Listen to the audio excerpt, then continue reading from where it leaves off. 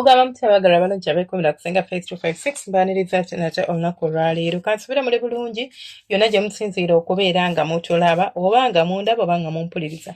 Olunaku olwaleero ngenda kwogera ku nsonga lwaki abakyala babeera mu kikolwa ky'okwegatta n'atakubuulira kikyayagala. Teri kintu kirinza kwanguyiza bulamu, teri kintu kirinza kuleetera kubeera nga otuusa mukyalawo ku ntikko ng'okubeera nga at least omanyi kyayagala mu nsonga z'okwegatta. Naye teri kintu kisinga kumenya nga kubeera nga omwagalwawo tasobola kweyabiza, tasobola kubuulira nga ne bw'omugamba nti mbadde nsaba ombuulire takubuulira.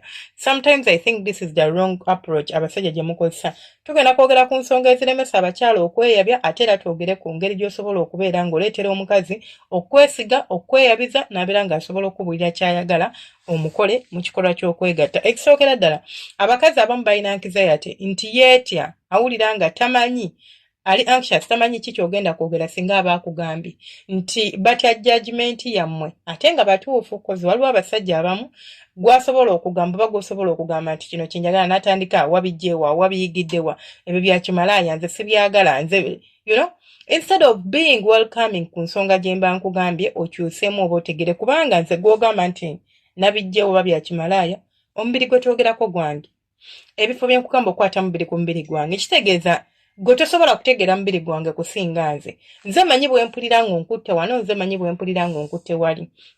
So abantu abamu batyo bajajinga nti anxiety emuleetera oba okubeera anxious okumuleetera okugaana okwogera n'asirika.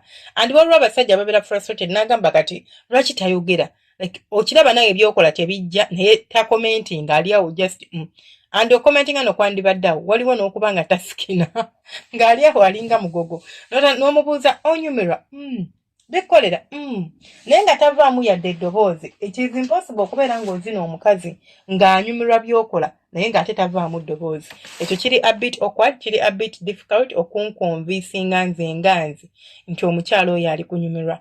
Ebiseera ebisinga aba alimba kubanga okusikina oba okuvaamu amaloboozi oba okubeera nga mu communicatinga n'omwagalwawo it's involuntary act. Like si kikolwa ky'olinza okubeera ng'okola kino ekyokuvaamu eddoboozi it's a response to the pleasure oba kunyumirwa kw'ofuna response gy'osobola okuwa yeeyo n'oleekaana n'oyogera n'ovaamu amaloboozi n'ebisigadde. Ekyokubiri ekireetera omukazi okuba nga tayogera kyembadde njogerako kituyita negative reaction nti atya okubeera nti ogenda kureactinga na negative way ogenda mujajinga ogenda mulaga nti byaleesa bya kisiru byayogera tebigatta n'agamba wange kansirike muleke akole byayagala. And waliwo kika ky'abasajja bano be bayita ayinommo nga ye alowooza nti buli mukazi asobola mutuusa ku ntikko kubanga yeebakako n'abakazi 3 babana bonna ne bamutenda ne bamunyumirwa. Okunyumirwa omukazi oba omukazi okunyumirwa tekitegeeza nti nange ngenda kunyumirwa ate tekikufuula kafulu nti omukazi asobola n'okunyumirwa because akwagala.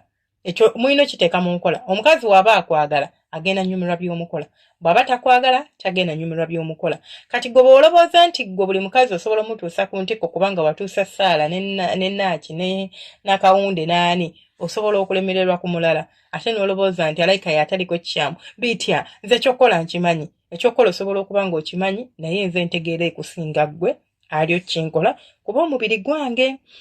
Ekirala tebeesiga like takwesiga. Omukazi waba akwesiga omanyiza bwe njogera ku trust I'm not only talking about okuba nti neesiga omwagalwa wange kubanga munnange si mwenzi nze sendangako mukyala wange neesiga kino kiri nedda. Omuntu okwesiga kwe kubeera nti asobola okuseka naawe, kwe kubeera nti asobola okugamba ekyo kyatasobola kugamba balala, kwe kubeera and freely waliwo kigamba nti ng'atya bati ng'akigamba freely kwe kubeera ng'asobola okwesigisa ebyamabe, kwe kubeera ng'asobola okubeera vulnerable gy'oli. Bati abakazi batya okubeera vulnerable gye muli, omukazi atya okubeera ng'alina by'agamba kubanga ogenda mujajinga. Omuntu waba akwesiga tagenda kutya nti ogenda mujajinga. Akimanyi nti ogenda keera ku makya omugambe biki ebyo oba biki togenda mujajinga. There is no way. There is no way bogenda okujajinga omwagalwawo oyo era agenda kisanga nti no atuuliramu emirembe oba awulira bulungi ng'ayogeddeko naawe mu ngeri y'okubeera nti muteeseganya mwogerezeganya mutegeeragana tekigenda mukaluubiriza at all. Naye bw'anaaba nga takwesiga agenda kwekomoma agenda kutya tamanyi ki kyolobooza tamanyi ki kyogenda kuzzaako. So she's just there thinking about this and that. Then ekirala kirekera omukazi okubeera nga era asirika oba nga takubuulira kikyakukola ne bwakugamba kikyokola ekyo nakyo kiri awo. Tiwaliwo omukazi asobola okubeera nga kale agezaako communicating nga omuntu okubuulira kyayagala mu kikolwa tayeetaaga kwogera bwogezi verbally. Tinsobola okubeera nga tuli mu kikolwa n'obaako kyokola oba n'obaaka sitayiro okwokola nenkukwata nenkunyweza nenkulaga nti awuwooli ekyo kyokola kyenjagalira ddala. Gwe kikyosalawo okukola okimanyi kyakulaga nti no you are ignoring kyenjagala gw'olina olwedde kyoyagala okukola era kyoyagala okustiikingako era kyoyagala okukola. Kati awo obuzibu obugenda okuva nti woba gw'olina kyolobooza nga ggwe omuntu ogenda kwesanga nti like nti ne bwe nkugamba tofaayo. Kati omukazi atuuka nagaayi lwaki neeyonoonera obudde bwange n'ono ne bw'omulaga kyenjagala era tafaayo. Kati lwaki njasa myaka mwaka mugambe nti njagala kino oba njagala kiri. Then twogere ku ki ky'osobola okukola okuleetera omukazi okwesiga, okuleetera omukazi okubeera nga akubuulira ky'oyagala okumanya. Ekisooka, it's not a conversation gy'ogenda okwenitiating ogambe mukyala wange kakati njagala twogere. Kale kikyoyagala twogereko. Bw'otuba mu kikolwa oyagala nkukwatewa kikyoyagala nkukole era biki bikunyumira. That is not how we approach this situation. Muleetera okwogera openly ng'akwesiga atya. Tandika emboozi. Oli mu kikolwa n'omwagalwawo muli kwegatta oli omutaddemu omukiri oli muzina nga bebe ompulira simanyi oba wano wenzina watuufu oba nsembezeeyoko ku mukira oba ng'oli kwogera naye okimanyi nti nze bw'ontunuulira ebyo ebiso byo binkolera. Okimanyi nti bw'onkola kino nkyagala.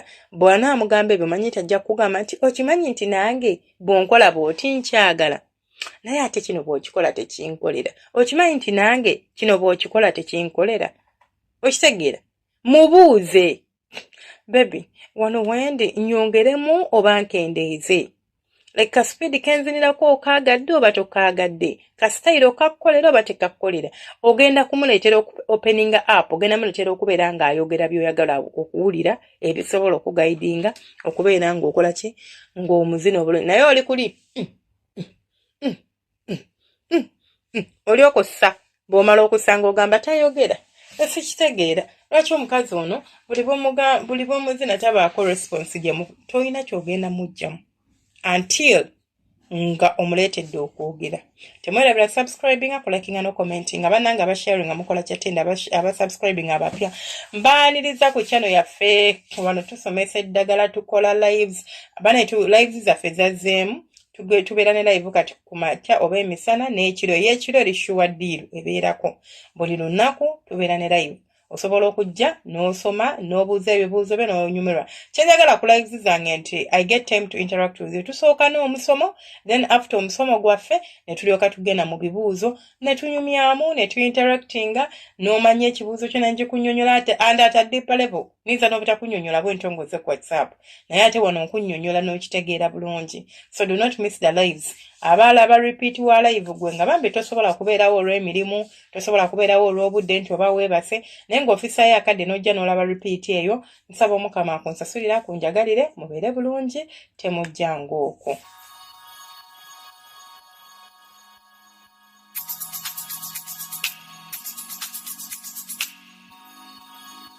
Yeah.